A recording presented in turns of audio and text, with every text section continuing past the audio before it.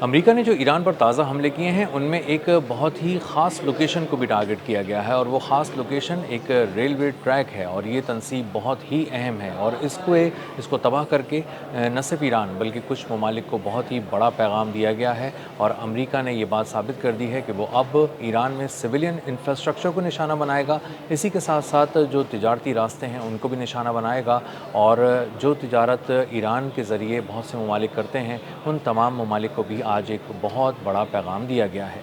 मेरा नाम अज़हर अली ख़ान है और आप देख रहे हैं आज की बात। अमेरिका ने क्रूज़ मिसाइल्स के ज़रिए शुमाली ईरान के सूबे गुलिस्तान में एक रेलवे ट्रैक को निशाना बनाया है। ये रेलवे की पटरी बहुत तवील है, बहुत से शहरों से गुजरकर बहुत दूर तक जाती है। कहाँ से निकलती है, कहाँ तक पहुँचती है, ये मैं आपको बताता हूँ और इसकी अहमियत क्या है। दरअसल ये रेलवे ट्रैक सिर्फ एक आम सा ट्रैक नहीं है कि जिस पे मुसाफिर ट्रेनें चलती हैं, बल्कि ये रेलवे ट्रैक असल में एक तिजारती राहदारी भी है और ट्रेन के ज़रिए बहुत सा तिजारती माल एक मुल्क से दूसरे मुल्क जाता है। ईरान से भी जाता है और मुख्तलिफ ममालिक इसको इस्तेमाल करके अपना माल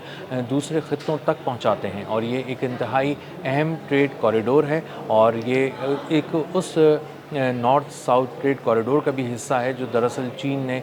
बहुत ही चीन अपनी मसनूआत के लिए इस्तेमाल करता है, रूस अपनी मसनूआत के लिए इस्तेमाल करता है। तो इस ट्रेड कॉरिडोर के ज़रिए ईरान बहुत से ममालिक में अपना सामान भेजता है। वो चीन के साथ भी इसमें तिजारत करता है और इसी के साथ साथ वो रूस के साथ भी तिजारत करता है और दीगर मुल्कों के साथ भी तिजारत करता है। अब मामला ये है कि अगर चीन को कोई चीज़ यूरोप भेजनी है या तुर्कमानिस्तान भेजनी है या कज़ाकिस्तान भेजनी है तो वो अपने मुल्क से रवाना करता है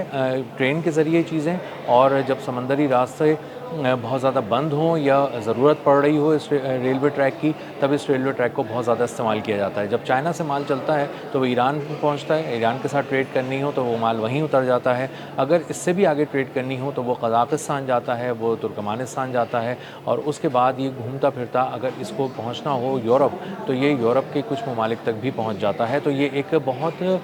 बड़ा तवील कॉरिडोर है जिसकी बहुत ज़्यादा अहमियत है। इसी तरह रूस अगर इसको इस्तेमाल करना चाहे तो वो अपनी बहुत सारी पेट्रोकेमिकल प्रोडक्ट से लेके मुख्तलिफ़ किस्म के कागज़ है और खाद वगैरह है, वो इस तरह की चीज़ें वो ये ममालिक एक दूसरे के पास भेजते हैं। रूस भी अपनी चीज़ें एशिया तक अगर उसको भेजनी हो कुछ ममालिक तक तो वो इस ट्रेड कॉरिडोर को यूज़ करता है, इस रेलवे लिंक को यूज़ करता है और फ्रेट ट्रेन्स के ज़रिए अपना माल दूसरे ममालिक तक पहुँचाता है और इस तरह उनकी ट्रेड को एक ख़ासा मौका मिल जाता है दूसरे मुल्क पहुँचने में उनके सामान को। और जब समंदरों में ब्लॉकेड हो, ख़ासकर जो आबनाए हुर्मुज़ जो पिछले 3-4 माह के दौरान बंद रही है या फिर उसमें इंतहाई कम ट्रैफिक देखने में आया है और नेवल ब्लॉकेड भी था एक तरह से जो अमेरिका ने लगाया हुआ था और ईरान ने भी उस पर एक बहुत कड़ी निगाह रखी हुई थी। तो बहुत से ममालिक इस ट्रेड कॉरिडोर के ज़रिए जो रेलवे लिंक था इसके ज़रिए ट्रेड कर रहे थे। अब चाइना भी अपना माल भिजवा रहा था और रूस भी अपना माल एशियन ममालिक तक इसी रास्ते से भिजवा रहा था।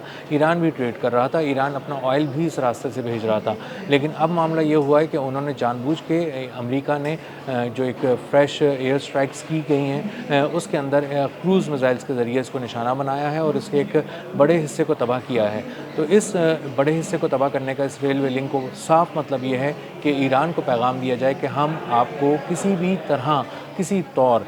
तिजारत नहीं करने देंगे, समंदर के रास्ते भी नहीं करने देंगे, रेलवे लिंक्स के ज़रिए भी नहीं करने देंगे और अगर आपने इसकी कोशिश की तो हम आपका अहम तरीन रेलवे लिंक उड़ा देंगे। इसी तरह चीन को भी ये पैगाम दिया गया है कि अगर आपका माल यहाँ से वहाँ जा रहा है और यूरोप तक जा रहा है और एक रेलवे लिंक को आप इस्तेमाल करके ईरान के करीब से गुजरना चाहते हैं, ईरान के अंदर से गुजरना चाहते हैं तो हम ऐसा नहीं होने देंगे। और एक खामोश पैगाम बीजिंग तक भी अमेरिका ने पहुँचा दिया है। इसी तरह मॉस्को में रूस को ये पैगाम पहुँचा दिया है कि ये तिजारत मॉस्को के लिए भी ठीक नहीं है, हम नहीं करने देंगे। अब मॉस्को के लिए रशिया के लिए इसकी अहमियत इसलिए ज़्यादा थी कि बहुत से यूरोप के जो रास्ते हैं उनमें सैंक्शंस लगी हुई हैं रूस के लिए और बहुत सा सामान वो ज़मीनी रास्तों से नहीं भेज सकते। अगर इस रेलवे लिंक को इस्तेमाल किया जाए तो बहुत आसानी से रूस का माल यूरोपीय ममालिक तक पहुँच सकता है और दूसरी तरफ एशियन ममालिक तक पहुँच सकता है। इसीलिए रूस इसको इस्तेमाल कर रहा था। आबनाए हुर्मुज़ जब से बंद थी तो इस रेलवे रूट की अहमियत बहुत ज़्यादा बढ़ गई थी और इसमें चलाई जाने वाली ट्रेनों की तादाद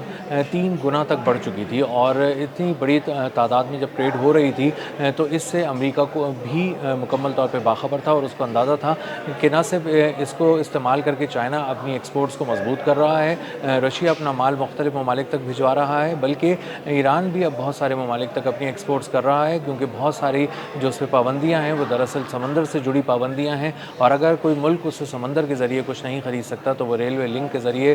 پٹری کے ذریعے ایک ریل کو اپنے پاس بلا کر اپنے آپ تک پہنچا کر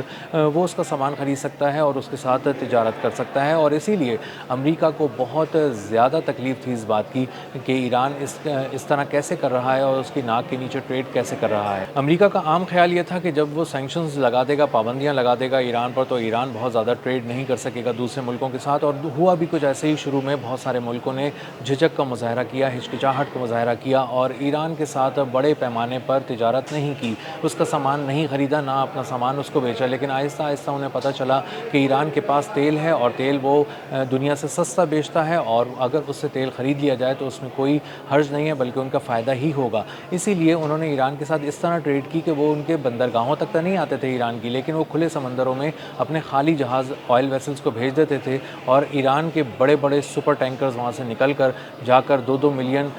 میٹرک ٹن جو کروڈ آئل ہے وہ ان کھلے سمندروں میں، بیچ سمندر میں جا کے ان شپس میں بھر دیتے تھے، اور اس کے بعد وہ اپنے ملک لے جاتے تھے، اور اس طرح سے پیمنٹس ہو جاتی تھیں، اور اس طرح تجارت ڈھکے چھپے ایران کے ساتھ چل رہی تھی۔ لیکن آہستہ آہستہ جب ایران نے کانفیڈنس حاصل کیا اور یہ نیول بلاکیڈ کو اس نے بائی پاس کرنا شروع کیا جو امریکہ نے لگایا تھا، تو اس کے بعد بہت سے ممالک اس کے ساتھ براہ راست تجارت کرنے لگ گئے، اور چین کا دار و مدار بہت زیادہ تھا اس کے ساتھ آئل کی خریداری میں، تو اس نے بڑے پیمانے پر تیل خرید رہا تھا، اور ڈنکے کی چوٹ پہ چین ایران سے تیل خرید رہا تھا، اور اس کو روکنے والا کوئی نہیں تھا، کیونکہ چین کسی کی نہیں سن رہا تھا اور وہ خود ایک طاقتور ملک تھا۔ اسی لیے وہ ریلوے لائن کے ذریعے بھی اور مختلف ذرائع سے بھی تیل خرید رہا تھا، اور مختلف ممالک بھی ایران کے ساتھ اپنی ٹریڈ کو بڑھا رہے تھے۔ اب جب یہ ساری معاملات امریکہ نے دیکھے تو اس نے کہا کہ ہم یہاں پہ فوجی بھی تعینات کریں، ہم یہاں پر اپنے بحری بیڑے بھی لے کر آئیں، اپنے جنگی جہاز بھی لے کر آئیں، اور اس کے باوجود ایران دھڑلے سے اپنی ٹریڈ بھی کرتا رہے اور اپنے پورٹس کے ذریعے اپنے جہازوں پہ، سپر ٹینکرز پہ تیل لاد کر دوسرے ممالک تک بھی پہنچاتا رہے۔ ایسے کیسے ہو سکتا ہے؟ اور پھر ہمارے بلاکیڈ کا فائدہ ہی کیا رہ گیا ہے؟ اسی لیے امریکہ پہلے دھمکاتا رہا، لیکن جب وہ سمندروں میں ناکام ہو گیا تو اس نے آ کر زمین پر کارروائی کرنے کی کوشش کی، اور اس کے بعد ان کی ریلوے کی ایک بہت اہم لنک کو اڑا دیا، اور اس اہم ترین ریلوے لنک کو اڑانے سے تجارت عارضی طور پہ تو معطل ہو گئی ہے، اور اس کی جو انجینئرز ہیں ایران کے، وہ دن رات محنت کر کے ان مرمت کر کے ریلوے ٹریکس کو بحال کرنے میں ان کا کوئی ثانی نہیں ہے، اور انہوں نے ایسا پہلے بھی کر کے دکھایا ہے۔ تو اب کی بار بھی اندازہ یہ ہوتا ہے کہ بہت جلد اس ریلوے ٹریک کو بحال کر دیا جائے گا اور اس پہ تجارت ایک بار پھر گامزن ہو جائے گی۔ لیکن اس سارے معاملے میں جو آج حملہ کیا گیا، جو کروز میزائلز کے ذریعے کیا گیا، جو ریلوے ٹریکس کو نشانہ بنایا گیا، اس سے امریکہ نے ایک بہت واضح پیغام تہران کو دیا ہے، بیجنگ کو دیا ہے اور ماسکو کو دیا ہے کہ ہم اس تجارت کے خلاف ہیں، ہم یہ تجارت نہیں ہونے دیں گے، اور یہ محض کوئی ایک انجانے میں کیا ہوا حملہ نہیں ہے، بلکہ ایک ایسا حملہ ہے جس سے 3 طرف پیغام گیا ہے، بہت صاف پیغام گیا ہے۔ تو یہ جو پیغام واشنگٹن بھیج رہا ہے بیجنگ، ماسکو اور تہران کی طرف، اس سے اندازہ ہوتا ہے کہ نہ صرف تہران بلکہ آنے والے دنوں میں کچھ اور ممالک ہیں جن کے ساتھ معاملات تھوڑے سے تلخ ہو سکتے ہیں، اور اس پر آنے والے دنوں میں ہمیں گہری نظر رکھنی ہوگی۔ اب تک کے لیے اتنا ہی، ملتے ہیں اگلے ولاگ میں کسی نئی خبر، نئے تجزیے اور نئے زاویے کے ساتھ۔ اللہ حافظ۔